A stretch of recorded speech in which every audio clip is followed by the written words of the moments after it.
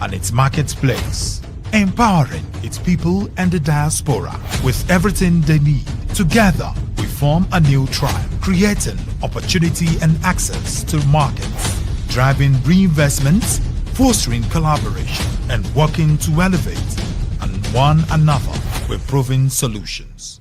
A true revival in Africa is possible despite the challenges, though through intentional development that drives innovation, delivers mutual benefits, and inspires a culture of ownership for Africa and Africans. The time is now to unite, innovate, elevate with the Afropolitan Apostle Darlington Steve on the Afri1 Show, Voice of the New Tribe.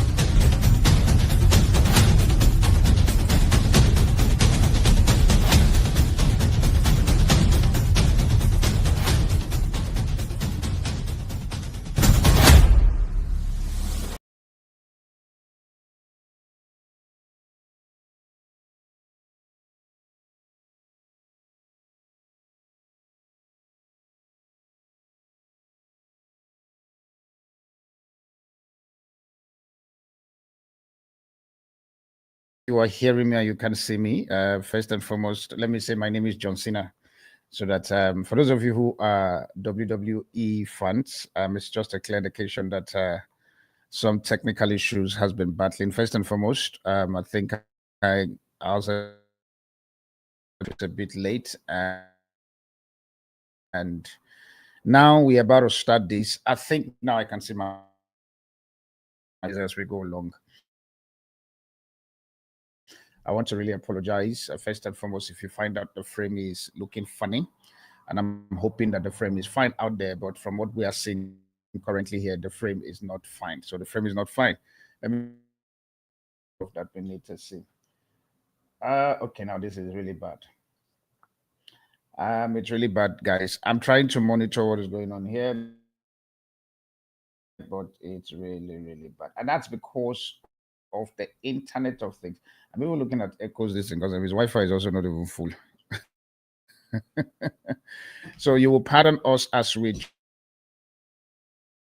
try to try and see if we can switch network.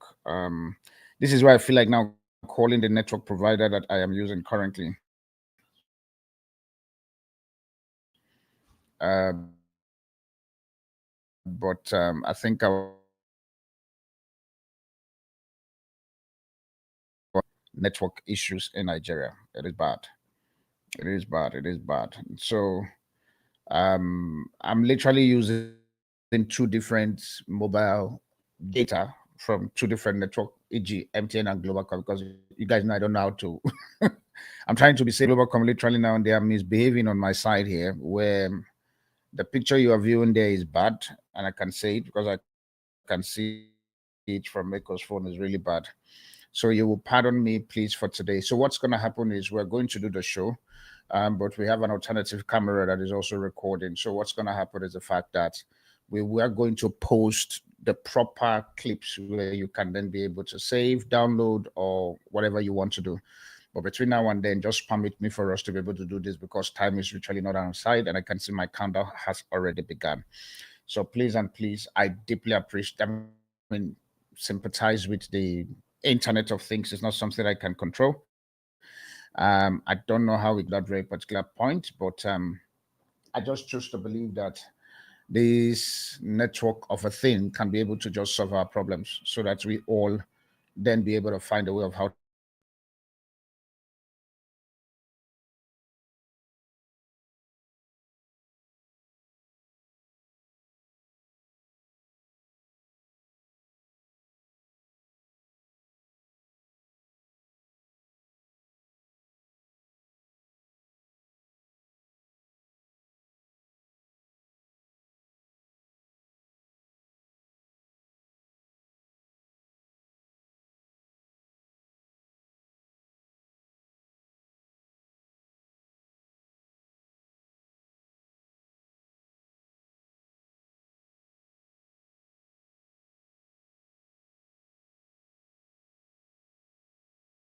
Nigerian business when it comes to internet, please enter Nigeria. enter Nigeria. There is a lot of opportunity around entering Nigeria business side of things. I can tell you point blank, the opportunities are plenty when it comes to Nigeria business and enter the country.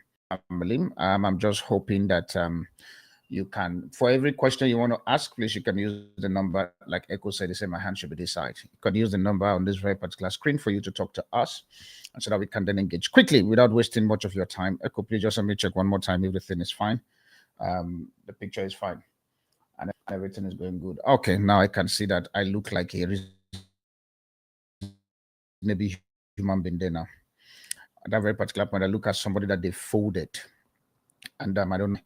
But all right, family. I promise we are going to also publish the proper one that the team is going to edit and give to you out there so that you can then be able to have something of value. We are going to try to replace what we have now with that which we have. So I'm only just going to appeal to all of you to please keep me updated if the topic of today's program has been titled From Idea to Impact. From Idea to Impact. And so I'm going to be a bit faster in my conversations today. So it's from idea to impact. And this is a thing here. Nigerian on-tap markets. There's still a lot of Nigerian market that has not been tapped into. I've been able to play around some certain space and also trying to benchmark between Nigerian markets and other countries that I have the opportunity and privilege of visiting. And I could see that for Nigeria, for instance, those of you who knows the big insecurity issues, you all know the big what you call crisis that is going on in Nigeria, the insecurity issue, the herdsmen, the Boko Haram, the all of those things. Apart from that, there is still also a bit of a challenge when it comes to Nigerian ecosystem of things. And so today we want to look into a strategic guide for innovators, entrepreneurs, and diasporal investors on how to be able to break into the Nigerian market of things, because the Nigerian market is a complicated market. I can tell you point blank.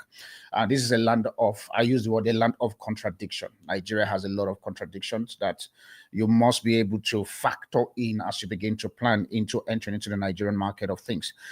We have endless potential, but underutilized capacity. We have rich resources, but poor system. We have brilliant people, but limited structure. So to succeed in Nigerian on-tap market, you must combine insight, innovation, resilience, and also plus international best practices. So which means for an average Nigeria, I can tell you point blank, we're very insightful people. One thing I can say with Nigeria, we are resilient people. And sometimes we can be resilient in the wrong place, which is where the problem also begin to emanate from. But at the same time, also for you to be able to enter into Nigerian on-tap markets, and this is something that I believe that is going to be of a good eye-opening for a lot of investors who wants to come into Nigeria to do business, and also for Nigerians who literally want to start a business themselves so that they don't then begin to feel as if there is nothing for them. So I'm going to be giving the sections I'm going to be looking into. If I can't finish it today, it's okay. I just want to take my time to talk and not to preach or probably to do a show. I just want to talk today. So we are going to be looking at about 4 or 5 sections in this very particular what you call note that I have for today, so that it's easier. So number one session we're going to be looking at what I've titled Understanding Nigerian on-tap markets, which means ability for you to recognize 7 major opportunities that is available in Nigeria, 7 major opportunities for diaspora people. Number 2 side of things we're going to be looking is the ability for the idea to impact framework. How does your idea going to impact? Number 3 session we're also going to be looking into is the fact that we're going to be looking into what I've titled positioning for success, how Nigerians should prepare, because there's a way Nigerians should prepare.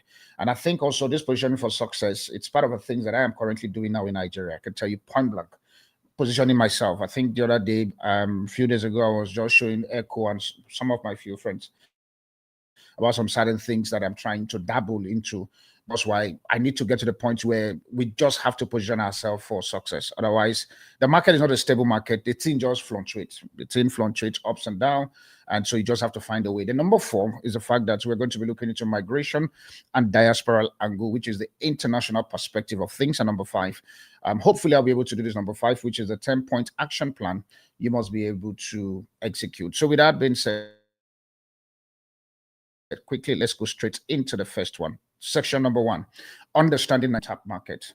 And so we need to look at 6 or 7 major markets that is currently untapped in Nigeria.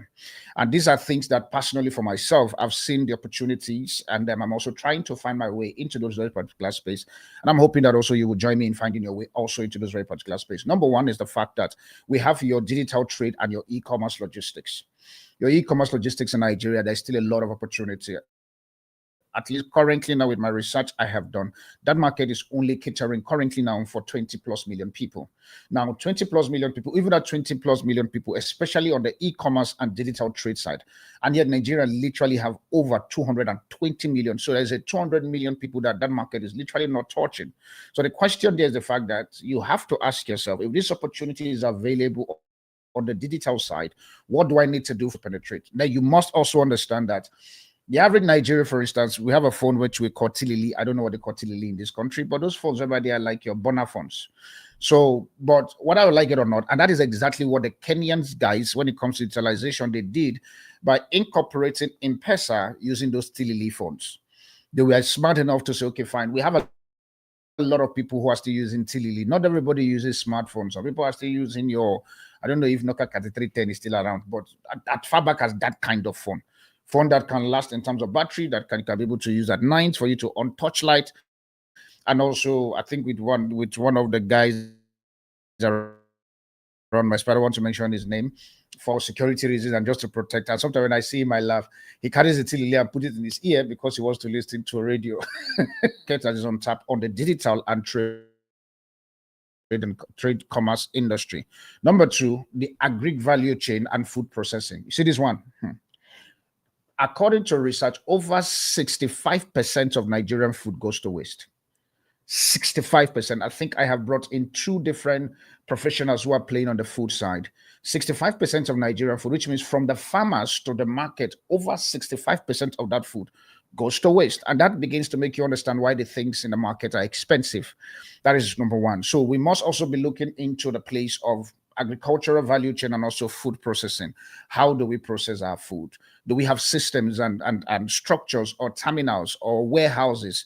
I feel like talking like the Bible days, the likes of Joseph in the Bible, where he was able to preserve food for another 7 years when the famine was there. Do we have those very particular processing plants?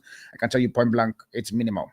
That thing literally, those plants, according to what I gathered, it can literally feed 50 million people. It can't. In fact, it's predominantly currently settled within the northern part of Nigeria. Other regions are still struggling in terms. And so even the warehouse for processing food and also preservation to come into Nigeria to check into the untapped market, you may want to consider going into the food processing agriculture. The big one, which is currently now the crude oil of Nigeria, which is affordable housing and property tech. Affordable housing. The houses in Nigeria are very expensive. I can tell you point blank from the pocket of the average minimum salary in Nigeria. I've come to understand the minimum salary on paper is supposed to be 70,000 naira, but they said on reality is 30,000 naira. Now, a lot of people are literally squatting. There is a lot of bacha kind of houses in South Africa. We call it shacks. There's a lot of bacha kind of houses and shacks that state guy. You are building house for people to be able to come by 20 million, 50 million, 100 million, 500 million. In fact, I think somebody showed me a property that is going for 1 trillion naira. I almost wanted to like what, which planet? They said it's in Nigeria, that is in Abuja here. I say here. Whatever. But guess what? The market for you to be able to constantly build, and please, realtors, you guys are developers, that's the name I'm looking for, 2% or for the 1% of the 1%. Produce a house for the masses. Produce houses for the masses. And when I'm saying produce houses from this, I'm not saying now they're reducing quality or probably the ability for you to pay attention to details, because you know you are staying in a good house, and so if I'm going to produce house for the masses, the thing will be lack of standard and all of those things. So I'm begging you, let's come down into affordable houses. And I think that's one of the things I cherish about Charlotte Prime Homes as the thing when it comes to your land buying. They've been able to look at, I think the other day we were talking, and she said something that I think we were driving, and she said something that was very interesting. She said the reason why she makes sure that all her properties, her landing doesn't go beyond what you call 1 million naira is because she knows that the house land buying in Nigeria is expensive. So because of that, she has this long-term land banking stuff whereby you can buy a land for a particular amount, and after some few years down the line, that land can grow to become a value land, and before you know what is going on, that very particular land literally can appreciate to the point where you can then also either sell or then build. So that's what we're talking, affordable housing. So for those of you who are interested in literally what you call getting a land with Charlotte Prime Homes, also Ethan Good Estate, you can use the number that is currently beneath my name. You can call and we will try as much as possible to connect you to Charlotte Prime Homes for affordable housing and also land buying. Number four, another thing also that is lacking in Nigeria, which is an untapped market, is diasporal investment platform. I'm a diasporas. I promise you, I am a full-blown diaspora. Somebody has called me the president of diaspora. I said, I don't know how that came into the picture, but this is where the thing becomes interesting. While I was outside of the country, I was looking for investment platform that we diaspora guys can literally be on for us to be able to see our investment going, but we couldn't find anything. I promise you, I personally, I couldn't find. Yes, I have attended few events. I think I'll say 2 or 3 in Nigeria at the moment, where when I sit at a very particular event, I can tell you point blank, without any doubt, I couldn't find any platform in that event. We just go there, talk about Africa of things, but we are not seeing where is the investment portal? How do people participate? It's crazy. And I think one of the guys was saying to me when I was talking, say, Darlington, you're a diaspora guy. You've lived almost half of your life in that very particular region and stuff. Why don't you come up with a plan and a project whereby you know our pain, put the system on ground, and so that, and I promise you, I'm working on that part. So I want to encourage you, pray for me, so that the creative economy, which means your film, your fashion, your gaming, your content, and all of those things, like what I'm doing now with the content. Nigerians are high consumers of content. You know, it's quite crazy where sometimes when I think about it, internet is expensive in Nigeria, but for strange reason, an average Nigeria consume internet product. I don't understand how they do. That's why I say Nigerian market it's crazy. Even me, I promise you, most times I get shocked. You will see, pardon me to even use this. Okay, let me not use her name. But no, it's okay. Her film is the Omonde Oboli. You will see her produce a movie of 3 hours. And people have watched the 3 hours movie. Me, just by looking at the 3 hours first, I can't press play. That will make you understand. And it's over currently, if I'm not mistaken, over 5 million people has viewed. And you now think, and you're like, which data do you guys use to watch that thing? Because why? It's still shocking. So which means the creative industry, there's still a lot of space. The Netflix of things, they are currently milking money out of Nigeria. A lot of people are shifting into YouTube production in terms of film. For example, even this very particular product that you're watching is currently now streaming on YouTube, or you're watching from YouTube and all of the platform that is available. So you must also be looking to the creative industry. There's a lot of money to make there. And also the one I love so much, which I actually wanted to do, and I'm still trying to get investors, recycling business. If you're listening to me and you are interested in the recycling business, I can tell you point blank, it's a money-making machine in Nigeria. When I mean you can make money daily from recycling business. Nigeria at the moment, an average place is almost full of dump, especially even if you now open your recycling business in Lagos. That's interesting. You know why? An average corner in Lagos is dirty. And you now be able to create a full ecosystem, and God give you the grace of Dangote, where you own the manufacturing plant, then you own the supply chain of things. You are good. You are good. So the renewable energy and also solar infrastructure. Nigeria, we struggle with NEPA. That's the name they call it, NEPA. We call it ESCOM. We struggle with electricity. I can tell you point blank. And even the band A, they call it. A lot of people still experience low shedding in the band A. They will tell you band A is 24 hours, but I still have 2 hours off. But now the problem with band A is the fact that you pay times 10 of what others are paying. So which means we still have electricity issues in Nigeria. Federal government, you guys know how to solve this problem, but I choose to believe that you don't want to solve it because you know that you are benefiting from the importation of all of these dramas that is in ground. And also finally, the ability also for us to begin to look at number 7, waste to wealth, material, transportation, tech, and also AI education. With that being said, now let's look at the ability for you now to begin to change your ideas to impact. How then do we do it? It's the fact that number 1 here is you need to study the Nigerian market pain point. You see, if there's anything I can talk, mark that statement, pain point. An average Nigeria is going through a pain. I'll say it again. An average Nigeria, if not all Nigerians, we are all going through some certain level of pain. So for you to be able to turn your ideas into impact, you must be able to tell yourself, what is the pain that Nigerians are going through? What is broken? What are the Nigerians complaining about? Where is the money leaking? Let me tell you, every industry has a place where the money is leaking. So it's your responsibility for you to find where is the money leaking. I can tell you point blank on the property side of things where the money is leaking. I can tell you point blank even in the internet of things where the money is leaking. I can tell you in recycling where the money is leaking. So there's always where the money is leaking. And also what is unnecessary, slow, expensive, and inefficient. So you must be able to study the market. And hear me, let me say this, every business owners, especially those of us who are startups. You do not need to pursue your idea if your idea at the moment does not have at least 1 million people you think that can buy your product. You do, especially if remember, we're talking from idea to impact. I'm not talking idea to survivor. It's idea to impact. Before you now feel as if, okay, that very plantain chips you're doing, are you saying that the business is not going to work? No, I'm not saying that. Maybe chances are you're supplying 100 people. That's fine. It's okay. That's where your limit is and stuff. But if you want to pursue ideas that is going to take you to the place of impact, you must be able to get to the point where you must be able to see what are the things that are inefficient that is in the market that you can make it efficient. And you must remove your emotions from the product that you're currently doing. I was speaking to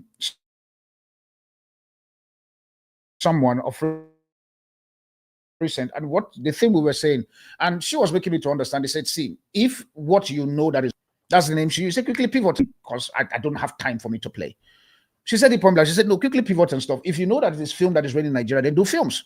If you know that it's skit, do skits. Because I think she was honest enough. She went on my social media platform. She said, your talk about diaspora issues while you were in South Africa was literally booming, but your talk about diaspora issue in Nigeria is not booming. So which means Nigeria literally want to jackpot. The diaspora guys that are in Nigeria, literally, they are quiet because they have blended into the system where Echo can wake up tomorrow and make me understand that he's a Kenyan. And I may not know because why? His face has adjusted to be in Nigeria.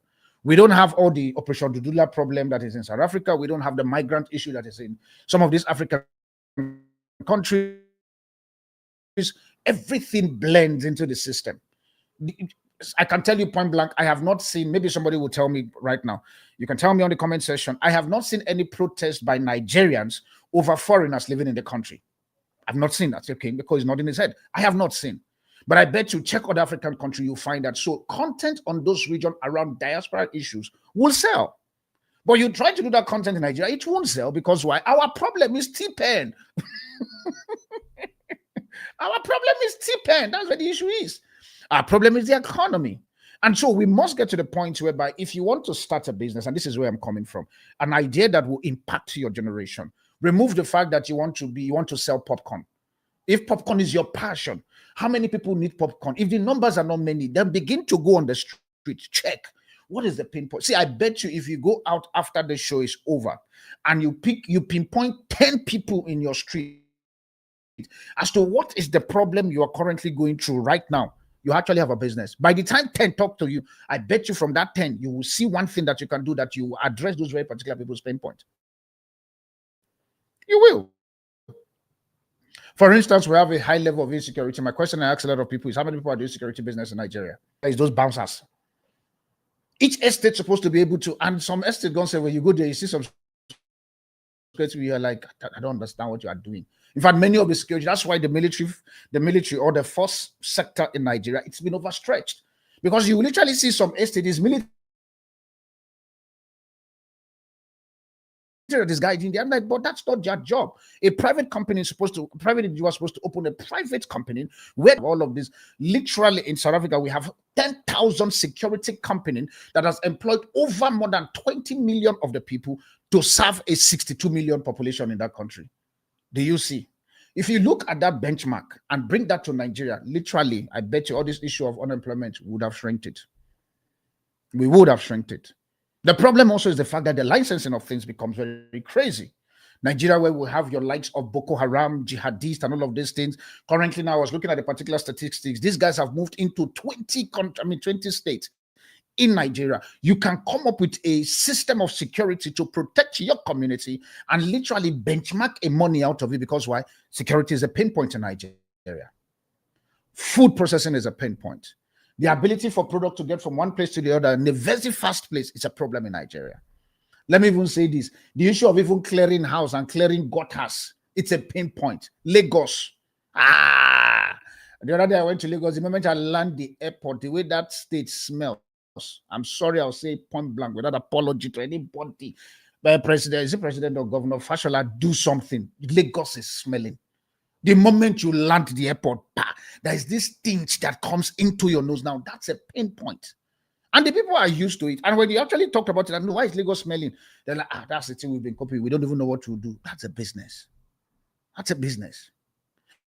So, which means on number one, study the market pain point. Don't just produce a product. Study the market pain point. You must be able to study whether you want to go into digital stuff, you want to go into agric, diaspora investment, creative opportunity, whatever of those very particular 7 opportunities I've been able to bring on the table. Go to the market, study it, check the people. What is the thing that you guys are actually going through? Now, that leads me to my session number 2, which means the idea to impact framework. The idea to impact framework. And this is on the 7 different points I'm going to be bringing on the table. Because now your ideas or the pain points. I think for today, let me use the words the pain point. I think I should even rephrase this stuff from pain point to impact. Because if I say idea now, you're like, look, idea is to sew cloth. But the ability now, for those of you who are writing or those of you who are jotting, so you can change it now from pain point to impact. If you notice, I didn't say from pain point to idea to survivor. It's impact. Something you can do that can transcend. Particular session, we're going to be looking at marketing. Conduct field research and not just Google research. Many of us literally we sit, we conduct field. See, Nigerian market is complicated though. I can tell you point blank. Nigerian market is complicated. We are currently building a particular product, and I promise you, while I was flying in and out and stuff, I never thought of the pain point. It was that bad. Not until I literally find myself inside. My younger brother forced me to experience this thing called BRT at Lagos. And the guys were complaining about property. I was shocked. But guess what? You go on Google to search that, it's not there. That's why this very particular market research you need to do, you must be able to conduct field research. Don't just sit at home. In your field research, check with 100, minimum 50 people. This thing I want to do, this idea that I have, or this pain point that I want to produce, let the people go to the market, check the field and say, okay, this thing, how is it going to operate? And that is why, for example, one of the things I've seen also with tech being produced in Nigeria, which is also another thing, is the fact that the producers of the tech, they sit in their white-collar office trying to produce something that somebody in the mainland or somebody in Maraba is actually going through, which they don't have an experience. Because why? They just feel that because Maraba has 7 million people, for instance, I'm not saying that's the number, of the Sunday there is a market there. You can be so shocked that, yes, you want to do that idea, and the Maraba literally is just 7 people that will buy it and not 7 million. Because why? You have not gone to the field for you to be able to conduct field research, which means your ability for you to talk to real people in the market. Go to communities. Like the estate where I stay, literally, I can tell you point blank, I have engaged different kind of people. I don't want to mention the estate where I stay. I've engaged different kind of people. Most times when I go for my walking and co, I just see people, I just stop there, we just talk. Because why? I want to understand the product I'm trying to create. If I bring it to this very particular estate, will it work? Will it not work? So that if I have to kill the idea now, let me kill it. So that I don't go and invest a lot of money. Then tomorrow I'm now saying Nigeria is not ready for business. No, Nigeria is ready for innovation, ready for ideas, ready for pain points to be solved. But you must understand that Nigerian market does not answer to you sitting on Google or doing a spreadsheet. Doesn't answer. Spreadsheet with Nigeria, it does not answer. Family, hear me. It doesn't answer. You must also, in your market research, you must also go and ask, what is the problem that keeps you awake? I promise you, if you sit down with ECHO and even the staffs currently now that is on this very particular organization, and we ask them what's the problem that keep you awake, as much as every one of us, our faces are different, you will hear that each of them, their problems are literally different. Because why? And those problems, it's unique to them. Your point in that part is the fact that you must be able to see a way of creating solution. You must be able to find a way of creating solution, which means you must look out for gaps that no one has seen. You must look out for gaps everyone sees but ignore. And you also must also look out for gaps painful for people to keep tolerating. I'll repeat this statement again. Look out for gaps that no one is seeing. Number two, look out for gaps that everyone is seeing, but they ignore it. Number three, look out for gaps too painful for people to keep tolerating. If you have this very particular part, I promise you, you have hit a gold mine. You have hit a good mine. So notice number two, in doing this very particular one, apart from the gap side, you must validate your idea. How do you validate your idea? Is the fact that build a quick prototype or a minimum service. I think for security reasons, that's the statement from Victor has been in my, for security reasons, some things are better left unsaid. There's some certain things that I've been able to send out to some certain folks and stuff in terms of just testing the particular stuff that we are trying to build and all of those things. But guess what? When we're doing that stuff, and I remember, I think one of the guys asked me about something, I don't want to mention the name, that he was talking about. And I said, no, we actually have those very particular things in play, but we just want to test to see how easy this very particular thing is. So that if I need to kill that idea now, I kill it. So which means be quick to build a prototype or minimum service and test that very particular thing with at least 20 to 50 people. Test your ideas. Some of you literally produce product without no market taste for it. And now you are complaining that people are not buying your product because why? Nobody have tasted that very particular product. You didn't do your research to ask, okay, if I'm going to produce a caramel sweet, is it that the people literally want caramel sweet or they want strawberry sweet? If you produce the caramel sweet and you give it to them and they taste it, do you collect feedback and say, okay, do you reduce the caramel? Why don't you mix it with vanilla or try to get a strawberry or try to get a bubble, whatever? See, market literally has a way of giving you a brutal feedback. They have a way of giving you a brutal feedback. And when you get the feedback, do me a favor, adjust very fast. Adjust very fast. Who would have believed that this man, what's it called? Oh my God. I'm seeing his name, but the name is not coming from my mouth. Dangote. Mr. Aliko Dangote. Who would have believed 20 years ago that Mr. Aliko Dangote would diversify into petroleum? Who would have believed that even what's it called, Mr. Femi Otedola, who was playing in the distribution side of the diesel of petroleum, will go into energy? Because why? They get to the point whereby after they have done their research, these guys spend money. I think I was reading his book and I discovered that there is a particular research Mr. Femi Otedola did that cost him 200 million naira. I see, yeah. For somebody that you'll be like, that's somebody like literally a research for, they were doing research-based stuff for 200 million naira just to get a feedback. I had 200 million or 200 million naira or dollars, but I know it was 200 million because I marked it in my book. And I think it's dollars because I marked it in my book. Then I was calculating that thing in rand, then convert it to naira. I stopped that chapter immediately. I'm like, Jesus. So people, that's why they are succeeding. You would think these men that are rich doing business, you think that they get their back. They are not lucky. They are not lucky. So which means when you validate your idea on point number 2 is the fact that you are looking for customers who are willing to pay, not just praise your product. In you validating your idea, you're looking for customers who are willing to pay for that product and not just praise it. Haven't you seen somebody who tell you, no, that's a powerful idea, they praise you, but they never buy your product from you, or they never use your service? It's because that very particular service you're producing to them at that very particular moment, they're not willing to pay. Why then continue? Stop it. There are some of you right now, if you are honest to yourself, your business has swallowed more capital than what you are expecting to get out of it. And I'm not saying that it's because that the market is not fit for you. I mean, whatever and co. You know, all of those excuses you want to create that you don't have real buyers and stuff. If you don't have the real buyers to buy your product for tomorrow, for your product for now, and you are projecting that the buyers will come in tomorrow, why don't you look for products and services to render, including your pain point for now, while you begin to diversify and also find a way of pivoting and getting the client you're looking for tomorrow? You have to be able to do that. Mr. Aliko Dangote, literally, when he started his rice and cement business, chances are he knows that at the end of the day, he wants to retire in the petroleum business side of things. He was quiet, but he was focused on the the urgent 2K.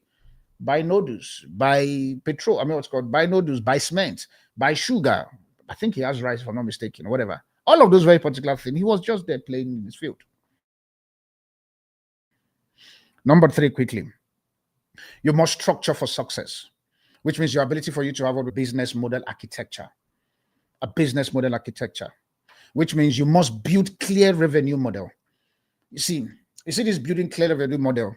It's one of the gaps that is currently in Nigeria here, where, and I've said this on several of my show, Nigeria needs to get to the point where you begin to put your product on how it becomes a subscription-based product. You must find a way of doing your business in a subscription-based product.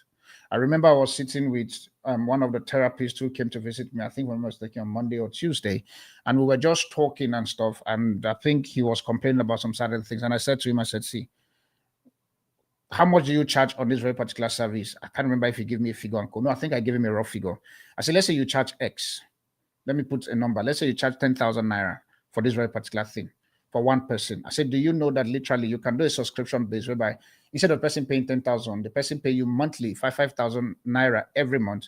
In 2 months, you've covered. In the 5,000 naira, you actually put a tier to say, okay, for 5,000, you get this. For 10,000, you get this service. And let it be a monthly subscription-based stuff. Now, this is the thing that people don't understand about subscription. Please hear me. It is not every time that person will call you for that service. Whether the person call you or not, that amount that you have fixed, the person is mandated to pay you. Let's be honest. Those of you who, okay, I don't want to say everybody, but there are majority of you whereby you are paying your subscription for Netflix. And I can tell you point blank, some certain month, you literally do not open your Netflix. You don't open them. You don't. Some of you literally, you only open your Netflix. I'm number one. I only open my Netflix when I see that they have debited me. I'm like, what the hell? Then I'm like, okay, look on something to watch. Let me not feel bad about it. But guess every month they wrote 250 rand. Every month. Whether I watch or I don't watch. But guess what? Whether you watch 1 million content on Netflix, 250 rand. Whether you watch one, it's 250 rand. Why don't you build a clear revenue model that seek to see that very particular point of things? You must be able to do that, which means know your niche and who need you first. Not the people that you are looking to get tomorrow. Who need you first? Most Nigerian businesses right now, you are looking for the tomorrow market. For me, I'm looking for the today market. That's why, for instance, all of the things that we're doing currently now is to begin to build for the today. I know a lot of you guys literally who have reached out to me, and some of you have asked me on a private call, sometimes it's online of things kind of call, we talk, because why? I'm targeting your new now. I'm not looking for the tomorrow. Or the tomorrow, yes, will come when I get to tomorrow. But for now, it's today. That's why Nigeria have this statement called the urgent 2K. Sometimes me, I've rephrased my statement, it's urgent 10 million. Because if you can get urgent 2K, why don't you increase your target to make it urgent 10 million? So which means ensure that your solution can scale beyond one location. Remember, we're talking about structure for business success.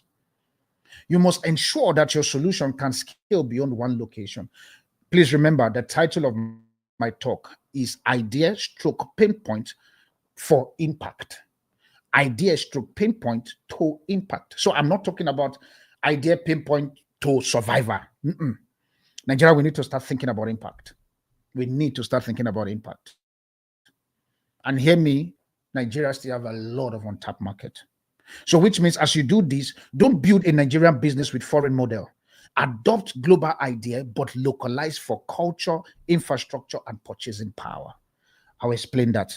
Many of the business, and that is why, for example, in Nigeria for now, and even myself too also, I am trying to see a way, especially on the funding side of things, where I am a bit quiet about it at the moment now, is because I have sat down to discover that you will see a Nigerian, for lack of better word, somebody who come out from university tell you that I studied business admin, but the person literally cannot do a business plan that is literally 3 years business plan. And instead of me complaining, I'm looking at it. I hear your ideas, but the Western culture says come up with 3 years business plan, be able to give me some market potential. I think I remember Echo once said to me that I should do the video about it and all of those things. The reason why this is the first time I'm Echo be hearing the reason why I have not sat down to do that very particular thing is because in my head, even though we do that, does it answer to the Nigerian market? Because that business plan stuff fits South Africa, it doesn't fit Nigeria. Because why? Nigeria is not equipped for such. It is not equipped because why? The average Nigerian idea is survivor. So how then do I incorporate? Because now I'm building a blueprint that I want to, pray for me, that I want to use as a benchmark in getting funding and supply for Nigerians. Because why? You can't tell a Nigerian to give you a 5 years business plan and all of those things. About they will crash. Oh. They will crash. Especially people who are coming up with payments and ideas. That's why you see fintech. For example, look at the fintech space of things. With over 200 million people, the only major fintech organization in Nigeria is your Paystack and Flutterwave. Really?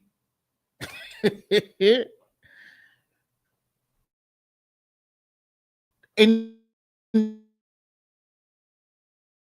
that space, literally, the minimum guys that should be playing in that space of fintech should be at least 10,000. Do any payment gateway now? The first two names that comes to your heart: Paystack, Flutterwave. That's the two, and that's why they are bamboozling you. Because why? They know that they are market dominance. The smaller guys, they are not even there. You don't even know where to find them. That's the funny thing. Which means there's a lot of people that are not playing on the fintech side. And guess what? Those guys have ridiculous, both Paystack and Flutterwave. I'm sorry, I'll call you guys' name. They have ridiculous document. They ask for a startup of a business person. Because why? They are bringing in a westernized solution for a Nigerian market that does not fit into that very particular stuff. They don't. Paystack and Flutterwave, hear me, I'm looking at you guys. Look at the Nigerian markets and adopt your business model to fit Nigeria and not just be throwing something up there because your funding now is coming from the West. And the West now, I think I remember even saying that to Flutterwave. I said that to her. I'm not apologetic about it. I have emails. If you want to come, I can. Don't provoke me to send my emails out. And I said to this very particular guy, I said, see, when you guys started your Flutterwave business, you guys were for Nigerians. Now that you are now on series, whatever funding opportunity that is in your company, you are now demanding something from us, making it to look as if the average Nigerian is a criminal. Whereas when you started, that was the same model. And I remember saying to one of them, I said, my account that I have with you guys for over, if I'm not mistaken, over 12 years ago and stuff. Ridiculous document and all of this thing. Guess what? Even the guy that I was doing the meeting with could not give me an answer. It was a lady who was brave enough. He said, no, she just made me understand. We have a foreign influence in our company. That was all she said. They asked me who the lady is. I won't mention her name. She said we have a foreign influence in our company. And so because of that, we are adapting the Nigerian Flutterwave to suit the Western guys who is investing into the Flutterwave. Same thing also apply with Paystack. Don't you see that the guys who founded Flutterwave, they've all retired? Because one of them is the guy doing Jobberman now. The original owners of Flutterwave, they've left. One of them, you can go there, click Jobberman. The founder of Jobberman is the guy who founded Flutterwave. Because why? Majority of influence have come into the picture, and that's how when you discover pain points and idea and you begin to impact, you will get guys who will come and trouble you. I will never forget a particular content statement Pastor Poju of Covenant Nation said. He said, when you are busy selling your Zobo and people are buying 100, 200 and co, say you are fine. You don't have any market competition. He says, wait, when that Zobo, you now grow the Zobo and you now do a logo and big cars are now parking to come and drink your Zobo and all of those things. Then the next minute you are now supplying to this. He said, that's when you have entered marketplace. He said, because why? Somebody would be looking and say, this is your cold freeze Zobo. Can we invest in it? He said, it is not you saying they want to invest in it.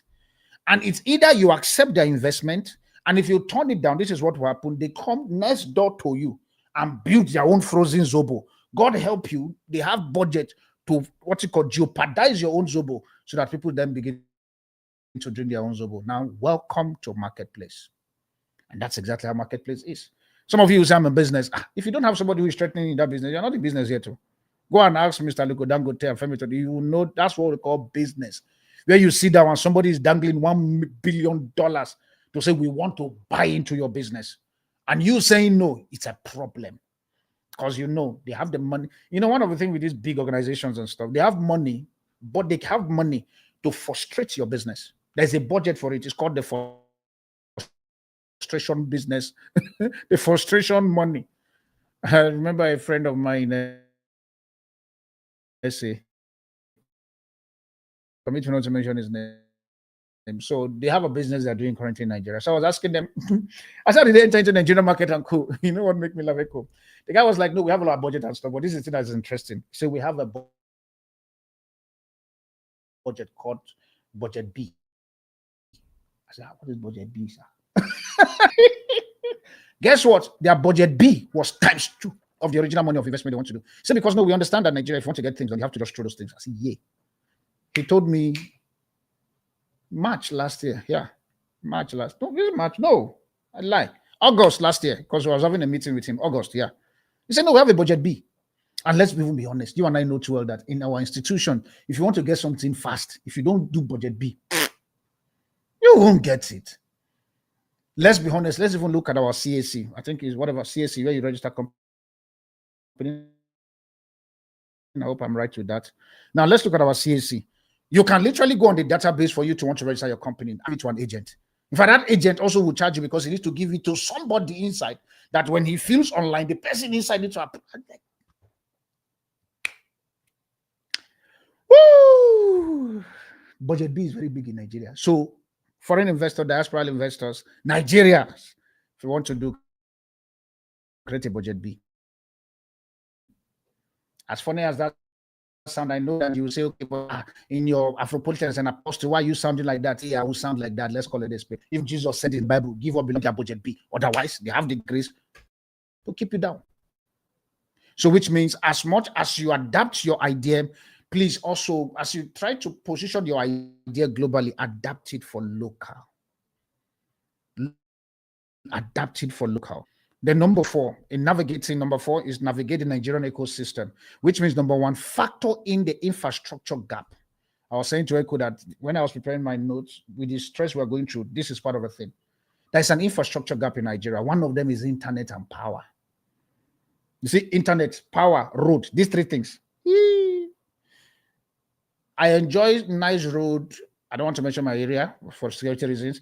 I enjoy nice roads to a particular area in my location I stay.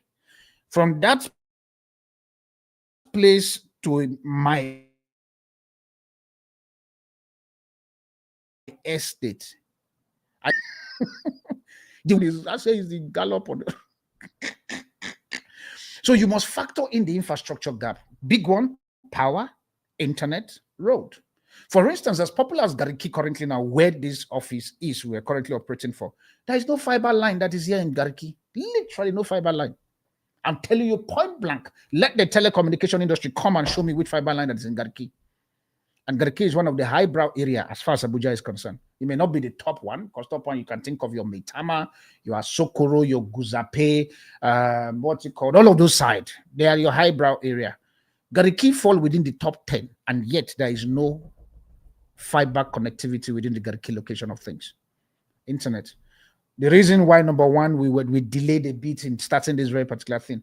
I was changing from MTN to Glo to MTN. I literally have my two phones, internet had to be on to make sure that in case if the network on this one goes low, this one can pick up and stop. I was doing all of that.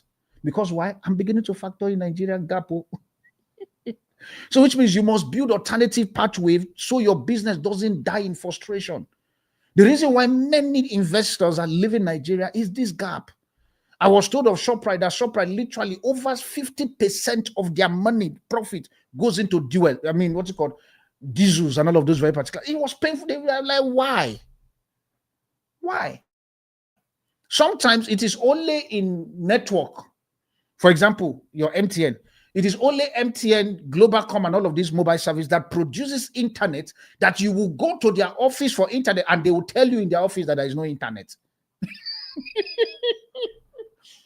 I'll repeat it again, because you know the madness we are going through. You go to an IT person who is producing internet. Their job is to give us internet. You go to their office to do something, they tell you no internet. It's like going to somebody who sells egg. You are seeing the chicken, seeing everything, and they tell you no egg. Like, why? Create something for the egg, for the chickens to be bringing eggs now. Because I shouldn't come into your office as a manufacturer of that product, and yet you don't have it in the table. Like, why? Like, you're not in business. That's why even with the telecommunication and internet of things, there's still a lot of gaps there. There's still gaps. Which means you must understand the state-by-state difference. Nigeria is not a one market. It is a 36 market. You know, when I write down one part, I was writing this when I was laughing. See, Nigeria is not a one market. Do you know why I say it's not a one market? I will explain. Whatever system works in Abuja, I swear, don't carry it to Port Harcourt. You may fail. Whatever system works in Port Harcourt, don't deploy it in Lagos. Whatever works in Lagos, don't deploy it in Cross River State or carry it to KB. Especially if you want to even play on the northern side of things. You have to factor in insurgency also. You have to factor it. Because each region comes with its own. So Nigeria is not a one market system. Nigeria is a 36 market system. And your big thing for you to do is the fact that you must look for people on the ground. See, hear me, let me say this because I'm going to mention it on my point. 70% will generate from 70% of your workforce. Because if not so, you'll be out of business. I'm busy telling you the truth of what is happening in Nigeria. That's me. I don't filter. If 70% of some certain things I am adjusting currently in the business that I'm trying to do in Nigeria, I bet you I'm hearing it from my staffs and from the people that I work with. The other day, I remember, I don't want to mention their name, where somebody was telling me that they have to go on what you call switch electricity. And I think, are you? And as I was saying it, I promise I was quiet in my spirit. I was like, well, that's a problem. Oh. If this thing spark you and you disappear, what will happen? But guess what? They are used to it. If I admit shock, they were shocked that I am shocked. Because to them, it's normal. It's normal. So you must understand that every place, if your staff or the people that you have around your team working with you are touching that very particular product, if they are not of 70% who understands the people, understands the gap, there's a product we are trying to do currently now. I make sure that I meet people who understand, because I don't understand Nigeria that much. I don't, to be honest. Because I still have, in my brain, I still have a coconut brain, which is I'm thinking like a white person. Because that's a system I came out from. So which means you must be able to look for regulation bottleneck, unofficial market players. Hear me, there are, especially when you want to do some certain business in Nigeria, you must deal with thugs. Because thugs are the one that owns that very particular place and all of these places that they are mining all of these things. Do you know that it's not even the legalized security agents that are protecting those mines? It is the same banditries that they are using them to protect our security agents. Is going to be a war. So they give it to bandits. So the same bandits that is causing mayhem out there, some of them are literally protecting the people. And you wonder why bandits, they have drones. Where do you think they get it from? Because some of these players, literally, who are trying to do business in Nigeria, they've understand the market. Somebody was saying, though, why will these guys be supporting? I said, Baba, they are business owners. They are protecting their business. And in protecting that very particular business, they are trying everything possible to use unofficial means to also protect their business. Because why? The country permits it. You must also be able to look for competition from informal sector and also money movement restriction. There is money movement. Number 5, remember that at this very particular sector, because I'm on sector number 2, and the sector number 2, I'm talking about idea to impact framework. So on number 5 currently, you must be able to build trust and credibility, which is your biggest currency. Trust and credibility. That's why for me, one of the things, if you notice for some of you guys who follow us on radio, the reason why I went quiet about the whole 50,000 naira of things, by God's grace, not because of cash and all of those things. Because I remember there was a time Charlotte was asking, okay, how much do we owe and all of those very particular things and co. I just kept quiet because in my mind, I'm like, the things we're looking for, I'm trying to quickly adjust. In the words of my friend, I'm trying to pivot. Because why? I don't want to just be pouring money and the next place I'm not seeing. And I think I was saying to Eko, and somehow, let me say this currently now live here. Somehow one day you may just see me in your market. Literally. You may just see me in your market, literally meeting the guys on the ground to ask them, how are you doing your business? What is the gap in your business? Blah, blah, blah. And if I told us to give you 10,000 naira, 20,000 naira, 50,000 naira, which is our max that we do without no return on investment, we'll do it because why? I want the thing to literally affect the people, because you also need to understand that from us also, there is a lot of expense that needs to go through in producing that bread.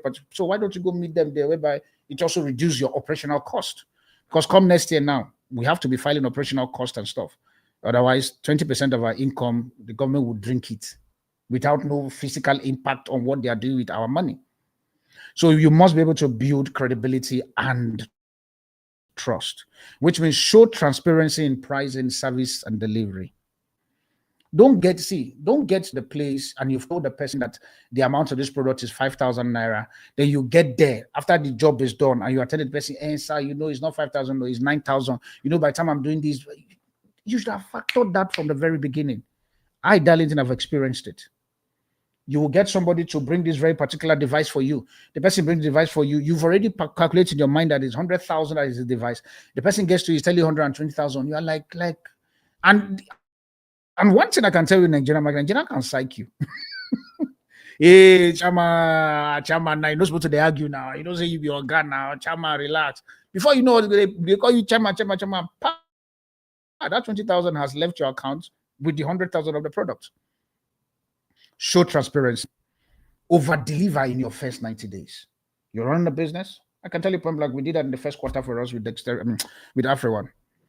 Every time we go on sets to go do product and stuff, we make sure that we deliver, we move on with our lives, even though we're not getting return on that place, because we're trying to we are trying to build credibility and trust, build consistency.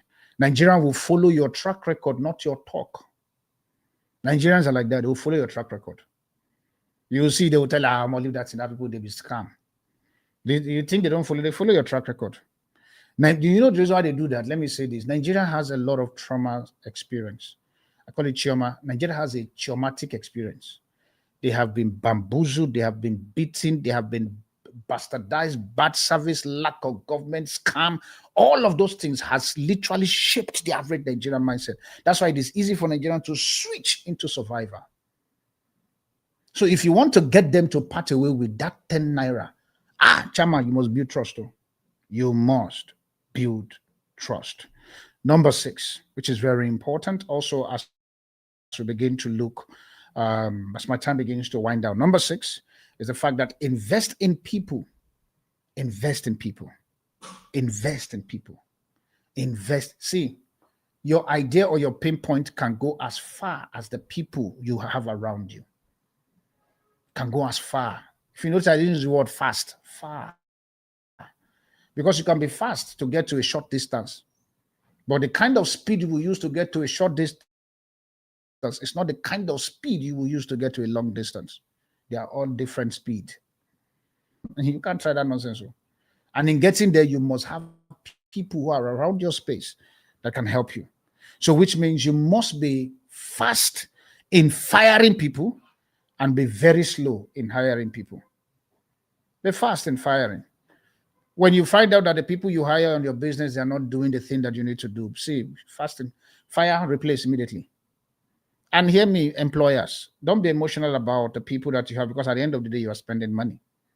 The people are not meeting up to the things that you want them to do.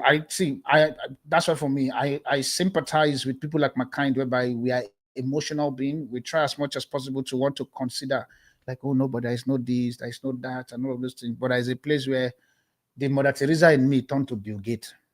I like saying to some people, I said, I'm like a Mother Teresa living in a Bill Gates world. So sometimes I have to now think like, Omo, you can't be a Teresa. In some certain places, you can't be a Mother Teresa. You just have to be a Bill Gates. One of the places to be a Bill Gates and not a Mother Teresa is when it comes to hiring and firing. Be slow to hire. Do due diligence. Research. There are some certain stakeholders literally that I'm busy communicating with at the moment and stuff. As I'm saying this now, I believe that's where the team is even hearing this. I'm talking to them behind the scene and stuff over the next phase of Afro1, because we spent, to a large extent, December will be full 6 months that we've been in Nigeria.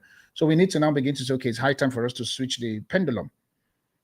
I am talking to them, and some of them are like, no, I'm like, no, you can't. Calm down. It's not now. Because I'm slow to hire. But I bet you I'm very fast to let you go. And I'll let you go. We can still be friends, except if you choose to become emotional about your business. I mean, your personality has a problem. Just because I fire you today doesn't mean that I will employ you tomorrow again. No. I can fire you now and you go. When I now know that what I fired you for, the skills that you are good at, I can bring you back into the company. And guess what?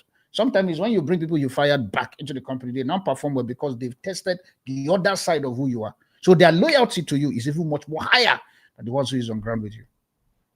I can tell I've done that 100 times in SA. Nigeria, obviously, I've not done that. Let me not lie. Nigeria, I've not done it. But you see that place I came from? I've done that. To the point I went to CCMA, I gave CCMA my constitutions and my employment contract. I said so that my staff doesn't go and report. CCMA is like what you call complaint commission for employees. So it's an ombudsman kind of service and stuff. I gave them I said, CCMA, this is me. I gave them, this is my constitution. This is how I hire, this is my process and stuff. So if somebody come and report me, me, sir. This is what they said. Guess what? The day I did that, nobody report me again. Even some will tell you that's darling tone. Because that's how they call me. They call me darling tone. That's darling tone. They will even show you a copy of my stuff. That's darling tone. Dexterity says, I'm going to relax. So which means in doing as much as you hire and fire, please also do me a favor. Train people in customer service and real-time problem solving. Don't just fire people that you have not trained. And I've seen that also in some of Nigerian business. I don't want to say Nigerian business or some. You are firing your staff on something you have not trained them with, or you are complaining about your staff on something that you have not trained them with. And in your mind, you are assuming that they should know it. For crying out loud, when did you sit with them? You are a wicked lecturer. It's a lecturer who comes to the class without lecturing the people are here. You want to give you exam. You are demonic. We have issues with employees. We employers, let's also talk to ourselves. You don't just fire people simply because they didn't do what you think that they should do. You did not. You did not communicate. Even me, the employer, every time I go to my mission statement, I read.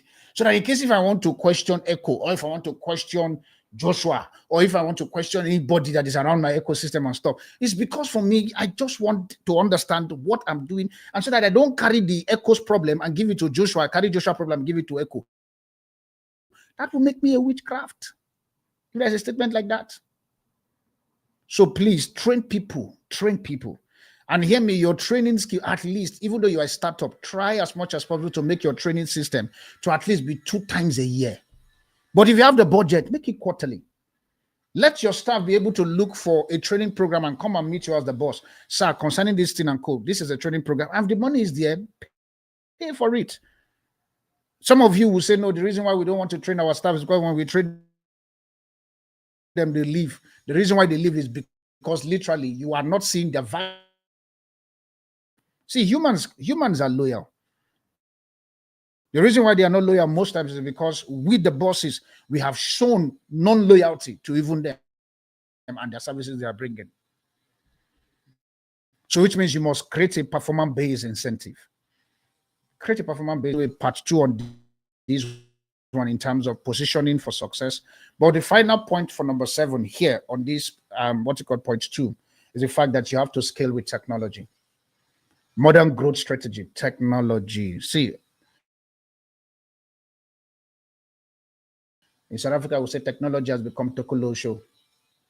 You have to be able to scale with technology, which means you must adopt automation as early as possible. Adopt automations, which means you must use data to track performance, users' behaviors, and sales trend. Build a model that can expand to Africa and the diaspora. Remember that we're talking currently now from idea to impact. If you notice, I keep saying that because I don't want you to get confused in the whole big grammar I'm saying. Idea to impact, not idea to survivor. In Nigerian business, we all need to leave survivor and get into impact. And let me say this as I begin to bring my thoughts to a close. To build an impact business, it's going to take a long time. You must be able to invest in a long-time plan, not the idea. The idea can be there. Many of us invest in idea. We don't invest in the long-term strategy of that ideas. I can tell you point blank, chances are before AfriOne will be seen globally. It may take me another 20 years. I have factored that into my plan. Before AfriOne, we even cut across Nigeria of the things in the 36 states. I have to understand each of the 36 policies that is in Nigeria before even now thinking of the 54 policies. Right up here in my office and stuff, I have the African map that I look every time. I'm thinking, how will Libya policy look like? How will Egypt? How will Saudi Arabia? How would Tanzania? I look at it every time because it's a long-term strategy for me. Because why? AfriOne is all about impact. That's our company is known as Bridging the Divide. On the AfriOne show side, it's called Unite, Innovate, and Elevate. For us to be able to innovate is not about tech innovation. Ability for us to come up with innovative strategy to solve the Nigerian and African problems. That is not just about downloading apps or building an app. No. So our innovation is beyond tech. Somebody was asking me that. I say innovation is not just tech for me. We look at the banditry that is happening in Nigeria. The other day, I said my topic on Wednesday on the Armed Forces Radio was with the riches that is available in the northern side of Nigeria. How come that same region literally has the highest level of banditry? The northern literally get the highest stake when it comes to federal government allocation, but yet they have the highest stake of banditry. That is not done by app. It's done by sitting down to create innovative solution. Sometimes even the richest northern people and the elite, their businesses headquarters is not in the north. Go and check. These are the things that when I sit down and I look at from the Abuja where I am, and I'm looking at the north, the south, the east, and the west. Somebody was saying to me, "It's like, where do you sleep to come up with all these questions?" I said, because every day I wake up like this, I think of Nigeria. I think of Africa. I go through the pain. And so by the time I bring my topic, it's going to be based on the pain that I'm going through. And because it is relatable to me, and I've noticed that everybody is complaining about that, I turn it to a topic. Let's talk. As I'm sitting here currently, after I finish the show, I wrote down everything that all the callers called as to what I want to do. One of them is to sit down and have a consultative forum with the elite emirs in the northern place. Will I be able to do it this month? No. Next month? No. Was it be going to first quarter? Chances, yes. Because I need to first of all think, the place you are going is a bandit. Before they shoot you. And I know that Eko just has his passport. He's planning to go to Rwanda, Tanzania. Baba, don't go and kill yourself. But guess what? I've made peace. Because until we stop that madness there, it's affecting Nigeria. Check all the killing that is happening. The people that are producing those killers, they are coming from not. Think you want or not? You can't. Infam belongs to them. There's an ideology that they have formed coming from your likes of Usman Damfodio, who believes that as long as you are not a Fulani, as long as you're not a Muslim, you are a prototype that they can kill, so that when you go to heaven, even though they kill you, you sleep with 5 virgins. Chances are Usman Damfodio, he now knows where he is, that there's no 5 virgin there. I wish he can send a telegram back on earth to make them understand that ideology is nonsense. And you have your likes of Sherik Gumi, that we should negotiate with what he called. You even have the president, I'm sorry, who is bringing an extremist of a Muslim to come and talk to us, who believes that Christians should not even be allowed. I'm saying all of this because these are things that Africans stand for us to innovate together. And even the way the Christians, we sit back and expect the Muslims to take us serious. When all the haters that are sitting there are all Muslims. Really? I won't say this and I'm going to say it again full time. Maybe this will cause me problem and it's okay. That's going to be my final shot. If all of us as Christians are not going to wake up and begin to innovate in the Nehemiah strategy, what does that mean? Nehemiah chapter 4, go and read it from 1 to the ending. It is high time to hold your brick to build the wall.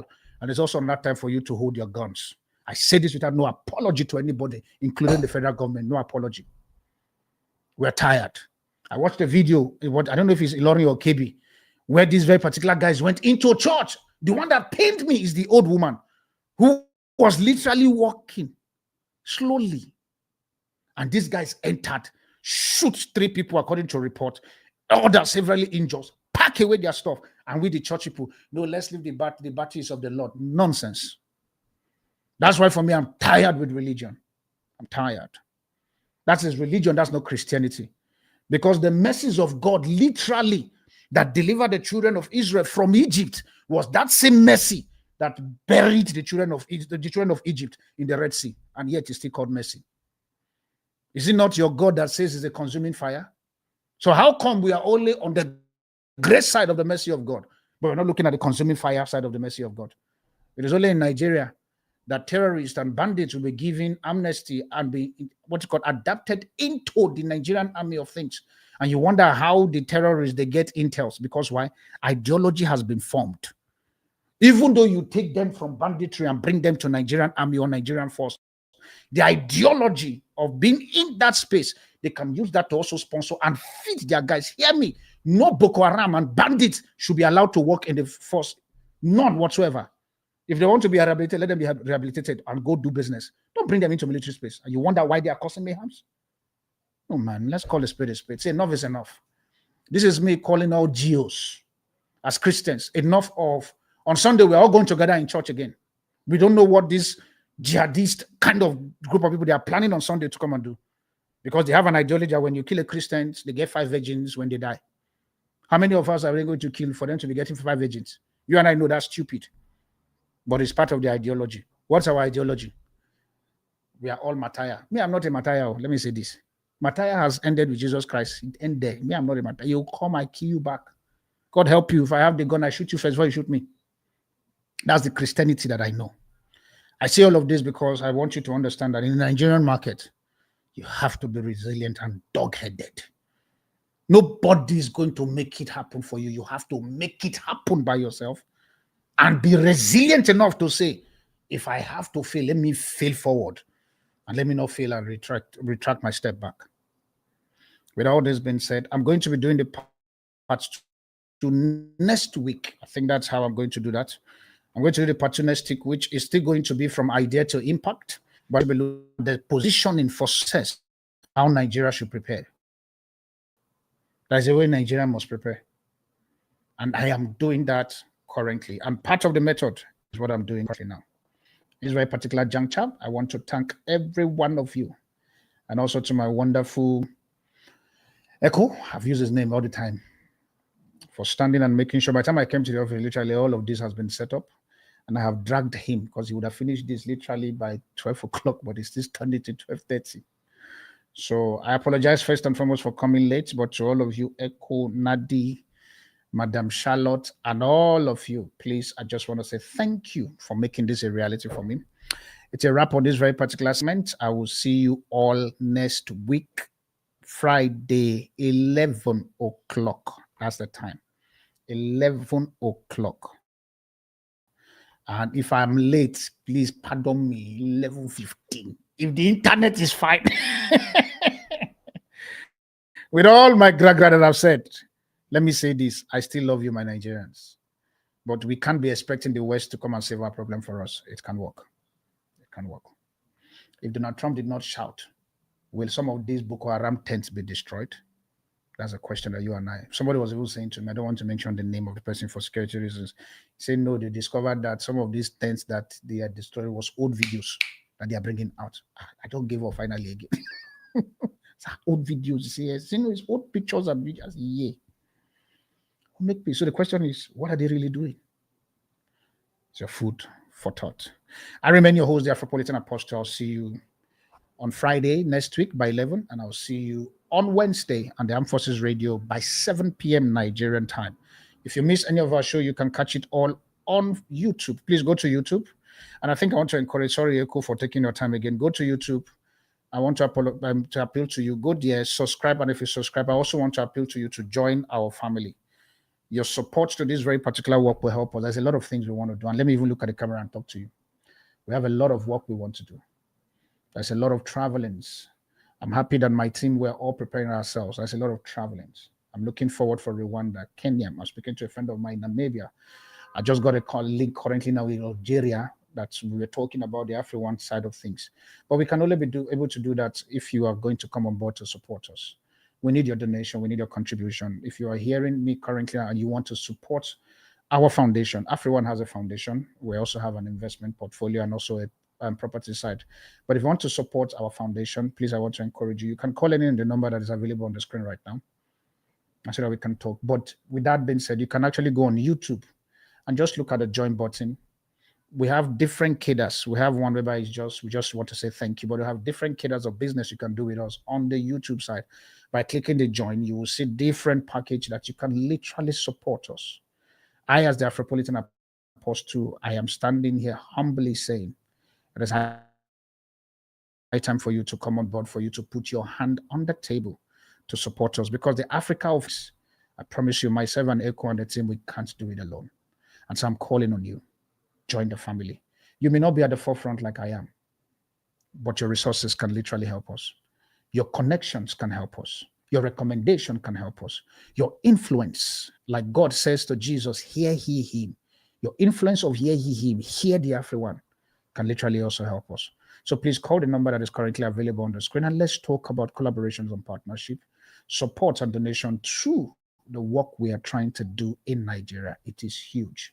And I can tell you point blank, the biggest desire for me is to build an Afri-One innovation hub, not just to sit and begin to write thesis, but practical hub where Nigerian and African can start producing his own telephone, produce his own, what you call, airspace of things as big as that, literally, is what I'm calling for.